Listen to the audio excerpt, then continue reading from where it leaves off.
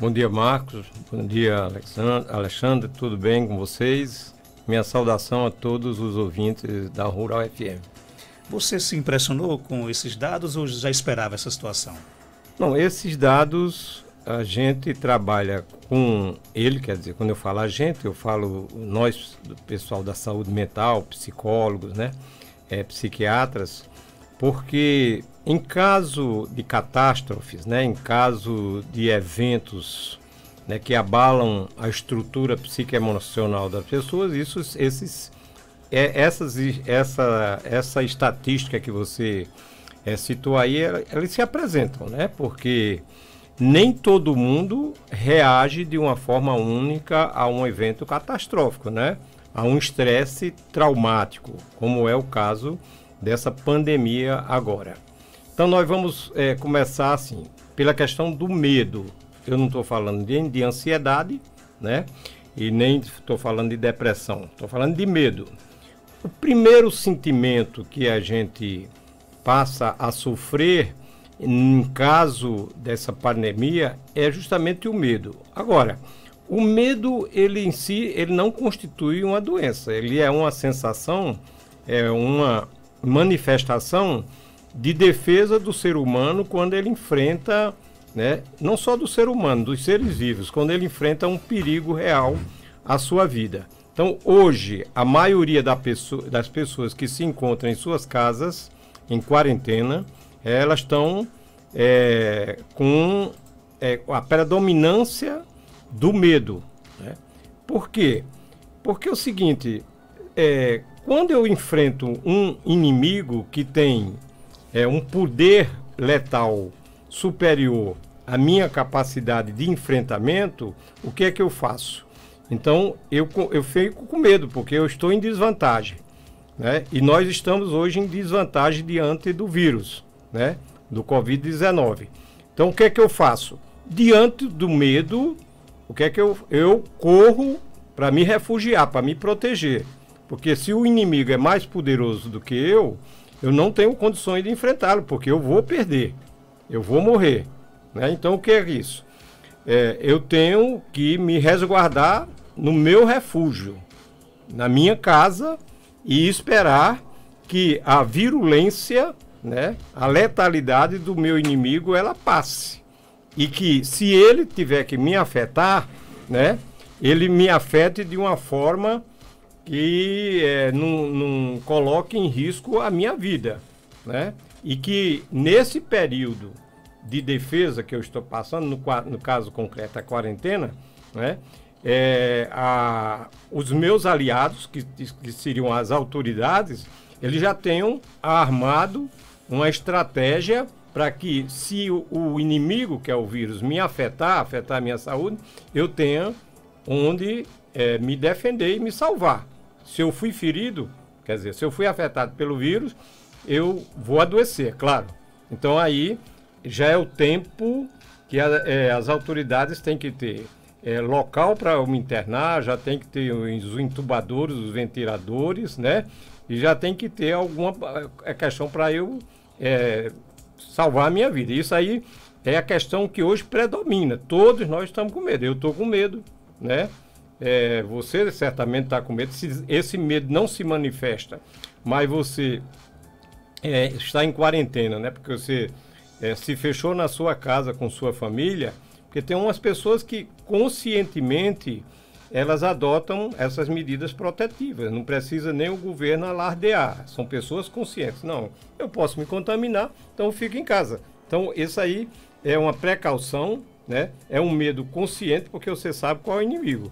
Agora, tem outras pessoas não, que essas pessoas têm que ser batidas forte com ele. Olha, não saia, não vá para a rua, porque enquanto você não causa, ou então enquanto elas não verem, por exemplo, os italianos brincaram com isso, né?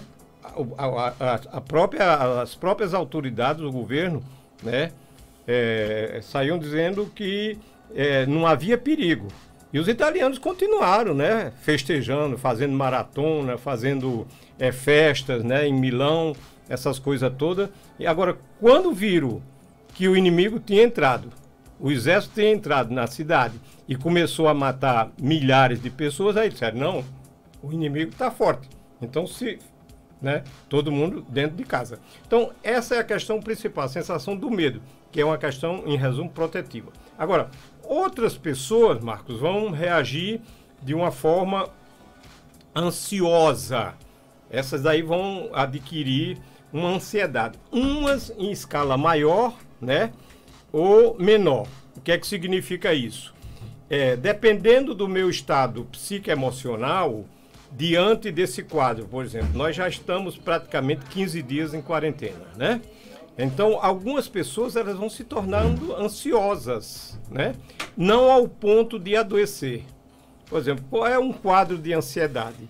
Aquele quadro de tensão nervosa, tremores, né? Aquela sensação de que tudo está tremendo dentro de mim, aquele caso de suor frio, como o povo diz, né? Mãos geladas, né? Uma perturbação mental que não chega longe de loucura, mas aquele mal-estar mental, uma sensação de vazio na minha cabeça, né?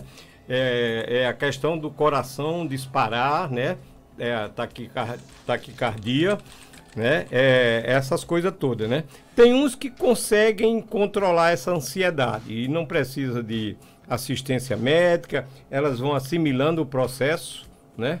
Porque é difícil. De início você pode ter essa tensão nervosa, mas o ser humano ele tem uma capacidade adaptativa. Tem outros não, que passa dessa ansiedade, descontrola, vem uma sensação de angústia e a questão do medo, da fobia. Aí vai ser pior, né? Essa doença vai tomar conta de tudo. Ficam pensando assim, essa doença vai afetar minha família, vai me matar. Aí vem aquela preocupação com a situação financeira. Tudo isso é uma outra variante de que algumas pessoas possam estar nesse momento, né? Pronto. Essas pessoas que entram num estado desesperador de ansiedade, certamente elas vão cair na depressão. Porque quando o organismo não suporta mais, né? Aí também vem aquela resposta de uma moderação patológica da ansiedade, que é isso, né? Eu, em vez de ficar tenso, né, nervoso, preocupado, coração disparando, aí eu sinto que eu começo a ficar emocionalmente gelado, frio, indiferente à situação, né? A situação se torna perigosa. Mas aí eu digo, me desengano de tudo. Essas pessoas começam a adoecer, né, de depressão, né? Quer dizer, a depressão é uma etapa que se segue a um estado de ansiedade, nos casos que eu estou falando de concreto, né, dessa situação que nós estamos vivendo de pandemia. Primeiro, o medo, né, que é uma medida, que é uma sensação protetiva. Depois, algumas pessoas ou muitas pessoas podem entrar num estado de ansiedade, né? Segundo passo, algumas pessoas podem entrar num estado de angústia.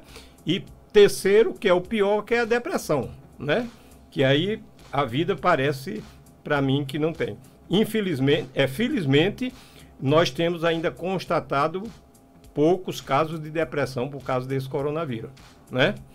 Agora, tem um contingente de pessoas que estão vivenciando não o quadro de medo do coronavírus. Por exemplo, pequenos e médios empresários, comerciantes, que passam a viver as dificuldades inerentes à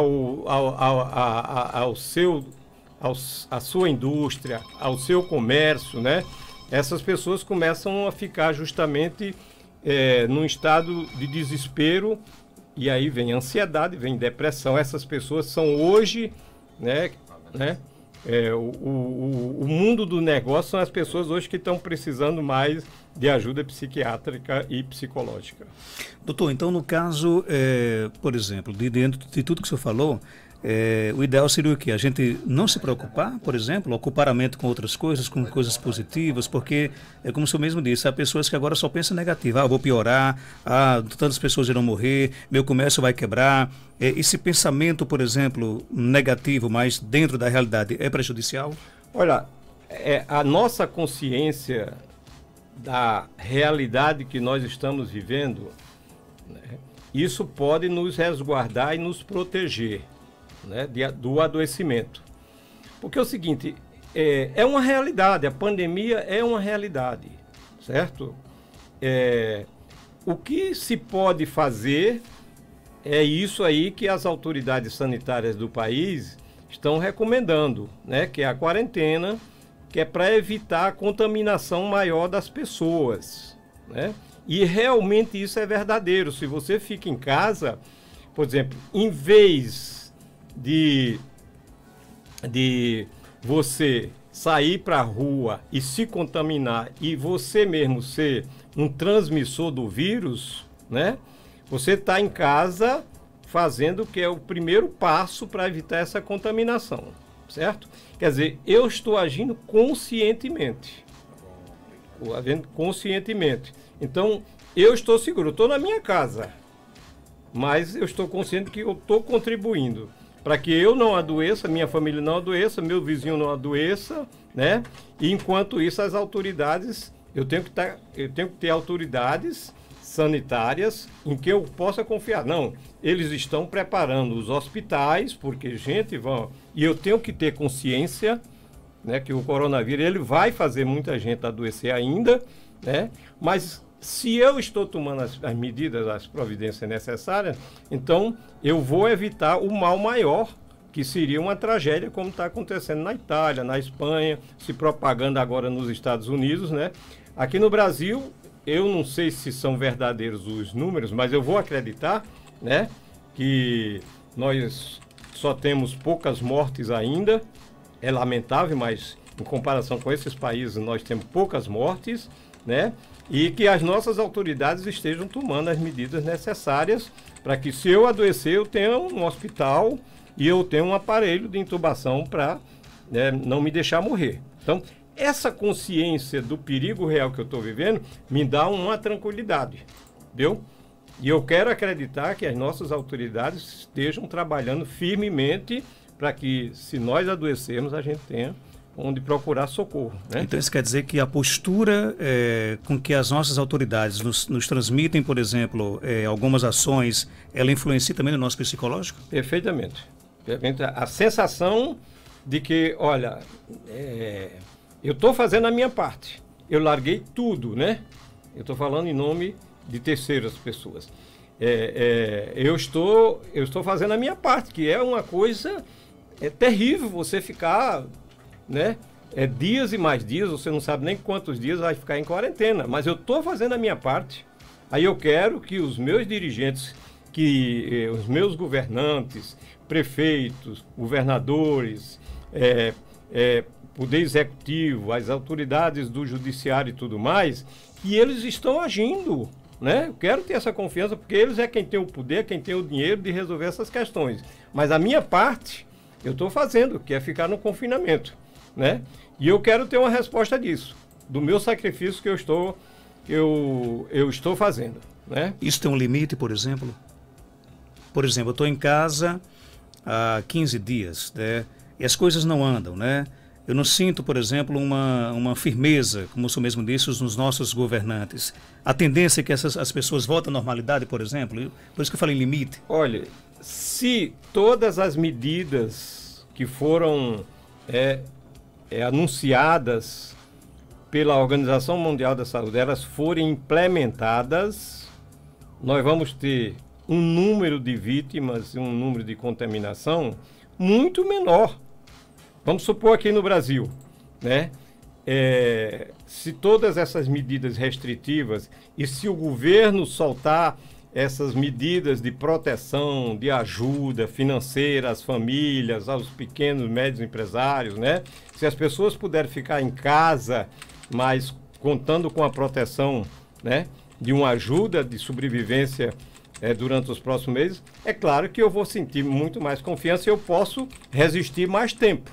Agora, você não vai resistir muito tempo, por mais solidez psicológica que você tem, você não vai aguentar passar 2 meses de quarentena quando você não vai ter nada para botar na panela. Você não vai ter nada para sobreviver, né? Hoje o seguinte, a realidade é essa.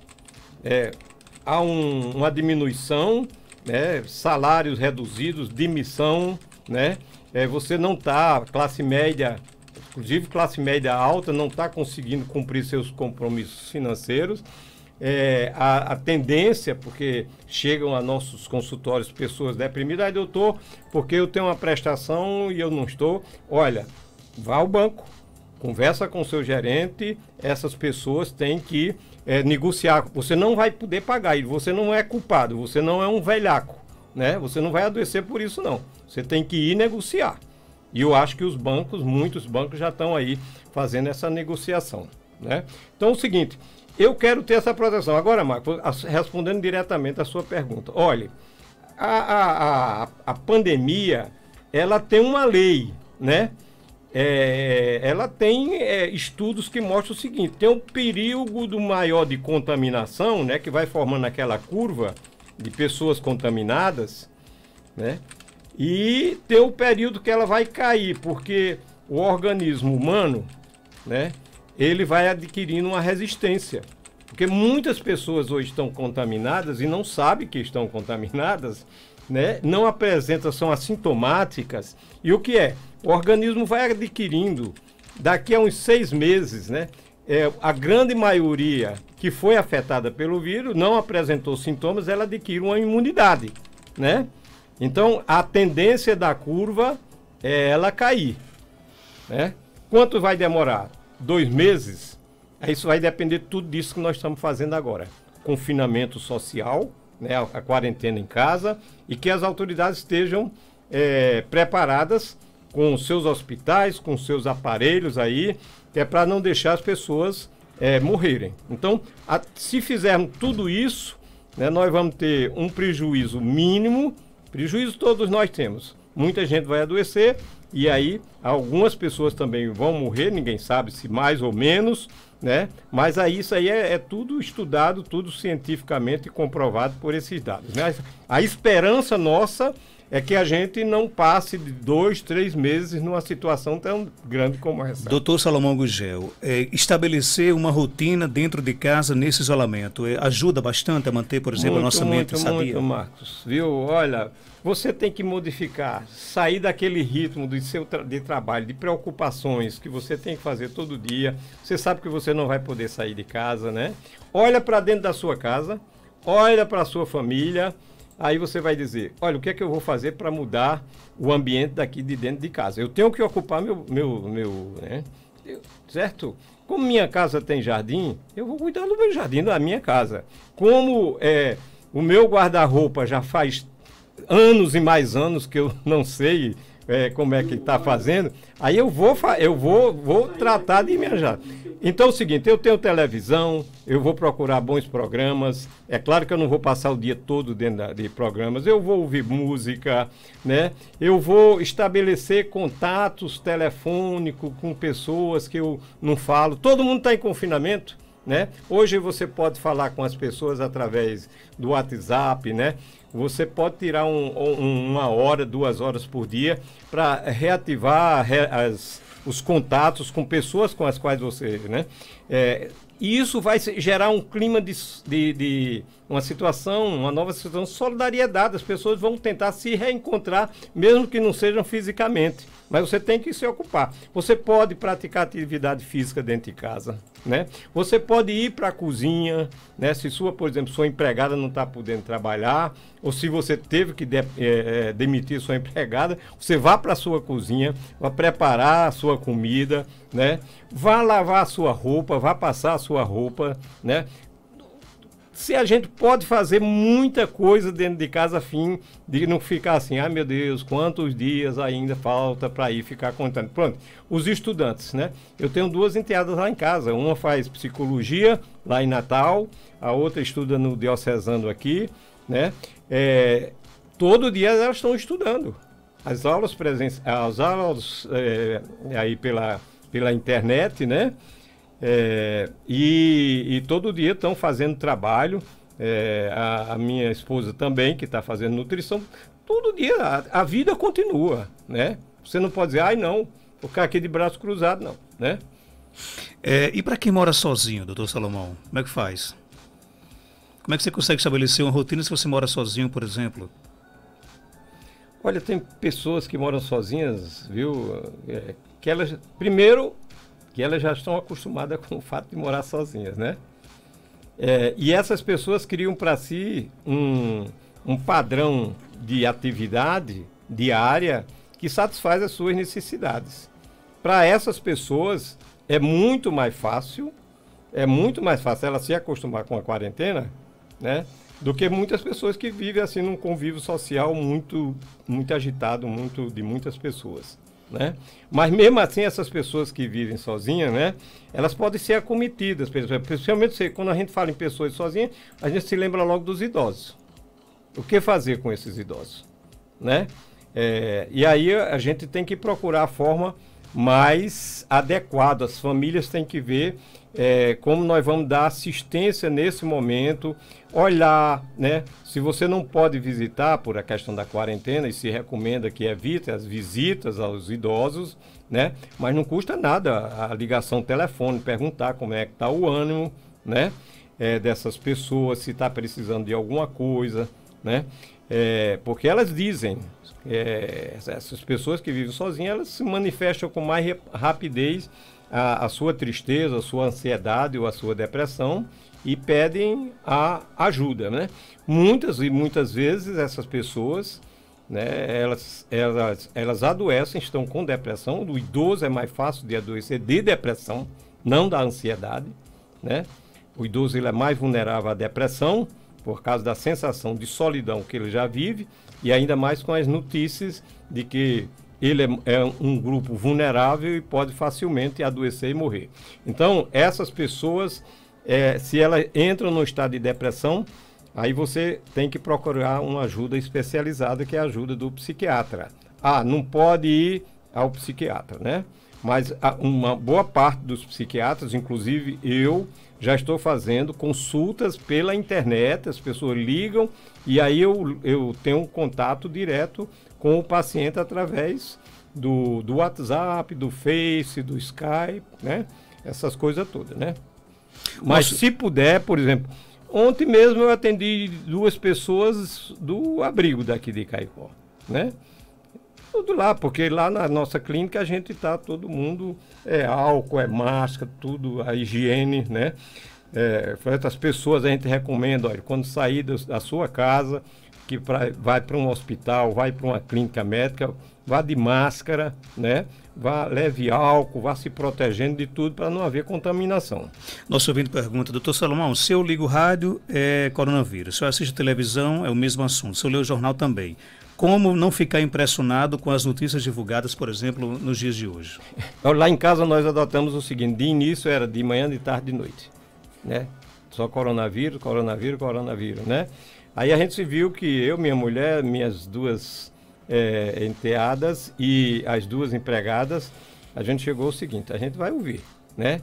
De manhã a gente pode ligar, né? Ouvir a rádio para ouvir as notícias locais no seu programa, né? A gente liga a TV, né? 1 hora no máximo pela manhã, você já fica bem informado. Então, depois do almoço você almoça e pode ligar aí para ouvir outro noticiário, né? E à noite ouça alguma coisa, algum noticiário também, né, de televisão. E desliga essa televisão, vá ouvir música, vá ver filme, né? Porque se você ficar 24 horas, principalmente nessa coisa aqui do Brasil, que o ministro da Saúde diz uma coisa, o presidente diz outra, aí você vai tirar as suas conclusões, você não precisa se desesperar, né? Mas vamos utilizar a televisão para ver bons filmes, viu? Para ver bons programas, né? E nos ocupar de outras coisas. Agora, não fica 24 horas com o radinho ligado, não, e nem vidrado na televisão. Outra pergunta, o ouvinte que não quer se identificar, a gente respeita, claro.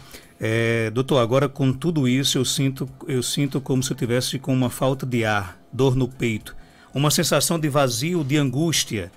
Isso é muito ruim, estou com algumas crises de ansiedade, mas já tomo remédio fazem 4 anos. E ainda estou sentindo tudo isso, e aí? Porque, tudo bem, certamente ela toma remédio chamado remédio controlado, deve ter um remédio para ansiedade, né? remédio para depressão.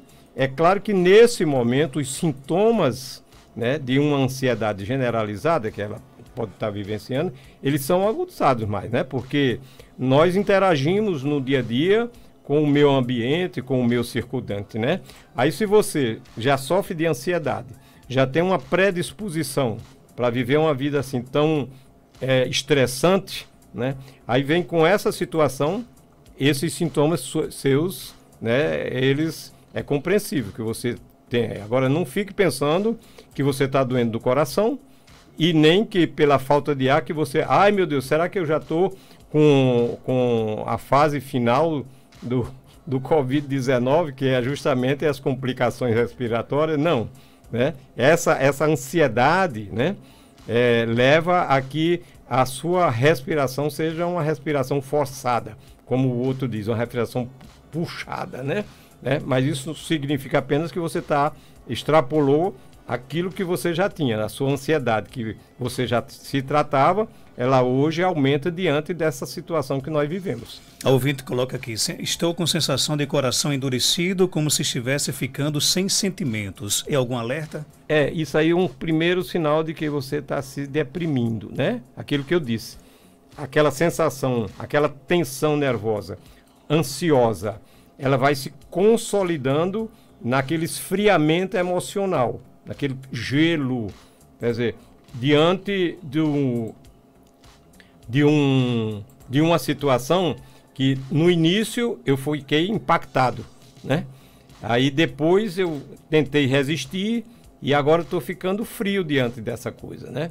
Então é o seguinte, se você já tem um psiquiatra, você e toma só remédio para ansiedade, que são os tranquilizantes, aí é bom você já procurar o seu psiquiatra, ou então, se nunca foi ao psiquiatra, procure um psiquiatra para já tratar da depressão, porque quando você está ficando com esse embotamento, isso a gente chama embotamento emocional, quer dizer, eu não estou reagindo mais, é porque eu estou com depressão, né? Aí a minha produção, a minha produtividade como ser humano vai caindo e eu vou ficando indiferente, né? Eu estou diante da morte e não estou reagindo, né? Perdi o medo. Outra pergunta, doutor. Infelizmente o pior da depressão está por vir. Os traumas psicológicos vêm depois? Olha, nós estamos vivendo um período de guerra contra um inimigo invisível, né? Que não sabe até quando ele vai magoar a gente, ele vai fazer a gente sofrer. Quer dizer, nós estamos vivendo um evento, né? Um evento traumático. Muitas pessoas vão sair traumatizadas.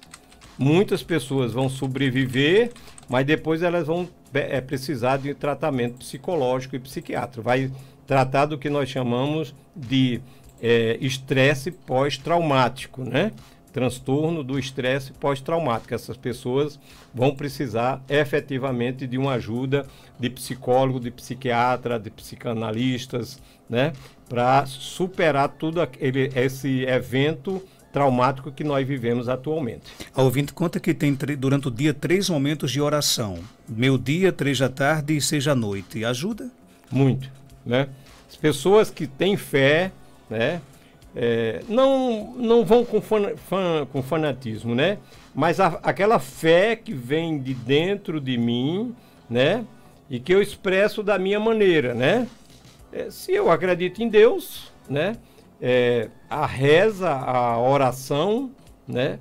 Ela tem que ser bem direcionada, né?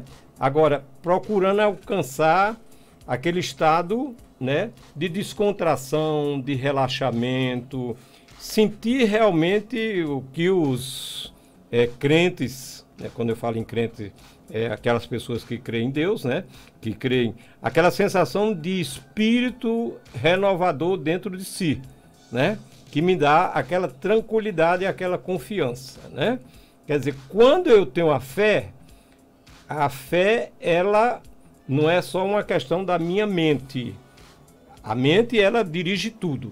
Então, eu acredito que com a minha oração, eu vou ficar aliviado. Quando eu acredito, eu já dou um impulso no meu cérebro, né? Então, o meu cérebro envia neurotransmissores para todo o nosso organismo, que vai fazer com que eu sinta aquela inovação, aquela mudança, aquela elevação no meu corpo, aquela energia. Eu estou energizando meu corpo. Através da oração, através da prece, né? Isso ajuda muito. Essa ouvinte aí que ela disse que faz... né? Agora, ao orar, ao rezar, você procura sentir aquilo. Você vai induzindo aquela sensação de alívio e de bem-estar. É preciso que você bote o seu cérebro para absorver. Porque se você só blá blá blá, Deus me ajuda, me ajuda, me ajuda, e não está sentindo nada dentro de você, você não está falando com Deus, você não está rezando não. Certo? Agora, quando eu rezo, é a mesma coisa que quando eu digo aos pacientes. Se você vai tomar um comprimidozinho, né, para ansiedade ou para depressão, se você vai botar o comprimidozinho na boca e engolir e achar que aquele remédio não vai fazer efeito, não vai fazer efeito. Mas se eu pego aquele comprimido, às vezes não é nem remédio controlado, mas eu digo, esse remédio vai me ajudar muito.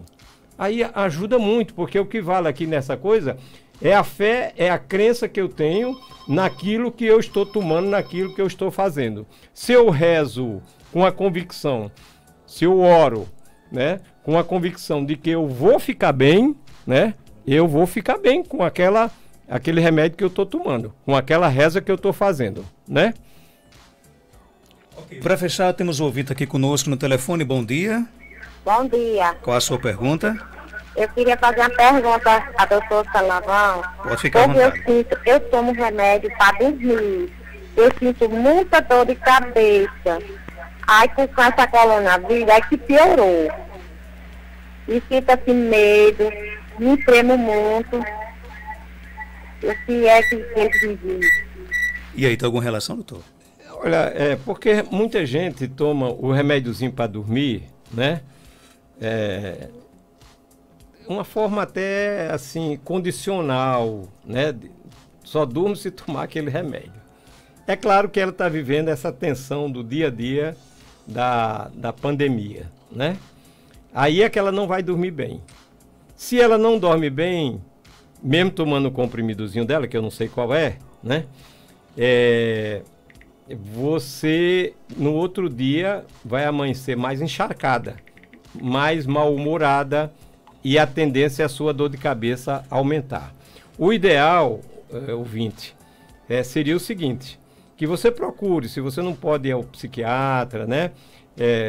Você ir lá para os médicos, porque os médicos hoje, em vez de passar o remédiozinho tarja preta para você dormir, que não adianta nada, porque você não vai.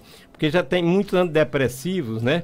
Que você toma para dormir, dorme bem e ele cura a sua dor de cabeça, né? Ele é tratamento para dor de cabeça. Agora, isso tem que ser prescrito pelo remédio. Infelizmente, o nosso povo hoje toma muito remédio controlado de uma forma, né, exagerada e que não causa nenhum bem-estar, né? Só cria uma dependência, né? Aí eu tomo, por exemplo, para dormir, eu vou tomar um ansiolítico, né, que é lorazepam, diazepam, bromazepam, clonazepam, alprazolam, todos esses remédiozinhos que são remédios que você faz no tratamento de ansiedade por algum tempo, mas tem paciente que chega no nosso consultório dizendo, doutor, faz mais de 30 anos que eu tomo esse remédio. E está lá na presença do psiquiatra, porque aquele remédio que ela tomou não fez nenhum efeito, né? O melhor é que a gente aproveite esse momento, né? Que a gente vai sair desse momento de pandemia, nós vamos sobreviver, porque foi muito pior, viu, Marcos? É bem rápido aqui para a gente concluir. Foi em 1918, com a gripe espanhola. A gripe espanhola matou mais de 60 milhões de pessoas e era provocado por um vírus parecido com esse que nós estamos vivendo. E naquela época a gente não tinha. Sobrevivemos, morreram 10% da humanidade em 1918, né? Mas sobrevivemos, as pessoas morriam assim, né? E os caminhões eram só jogando corpos. Alguns ainda não tinham nem morrido, aí jogavam em cima daqueles caminhões transportando cadáver, que era a família procurava se livrar do seu paciente terminal, do seu familiar terminal, e mandava que os caminhões transportassem para sepultar em valas comuns, né? Então é o seguinte, nós ultrapassamos 1918 na gripe espanhola e vamos do mesmo jeito, se Deus quiser com menos prejuízo, vamos sobreviver, né? Agora vamos tomar essas precauções e vamos ter fé na vida, vamos acreditar, né, de que tomar todas as medidas que é para a gente não adoecer, não contaminar o próximo, né? E se a gente tiver que adoecer, a gente seja socorrido e sobreviva a esse momento cruel, né? O nosso tempo estourou, mas só rapidinho, nós devemos poupar as nossas crianças, por exemplo, dessas notícias, ou é importante que elas também se informem do que está acontecendo? Não, as nossas crianças elas têm que ser informadas. Isso aqui que eu estou dizendo, todos nós, não é só nossas crianças não, porque quanto mais informação, agora sem pânico, né? Porque tem muita gente que mete medo, né? A gente nem deve relaxar na coisa, dizer, não tem perigo. Nem deve dizer que é uma gripezinha como as outras qualquer. Não é gripezinha, né? O mundo está dizendo. Agora nós também não podemos exagerar na pílula também, né? Porque dizer, olha, você não pode fazer isso, não pode fazer aquilo, não fica em casa, não bota o pé lá de fora, né? Também a gente tem que ver algumas coisas, algumas necessidades, algumas pessoas têm que se expor, por exemplo, os médicos têm que ir para o trabalho, as enfermeiras têm que ir para o seu trabalho, né? A gente se expõe, esse pessoal da saúde se expõe, né? E é um dever, uma obrigação do pessoal, porque quem vem? O pessoal dos serviços básicos, essas pessoas têm que se expor também. Agora a gente tem que tomar as precauções para... Obrigado pela sua participação, doutor Salomão. Eu aqui agradeço e estou sempre à disposição. 8h34.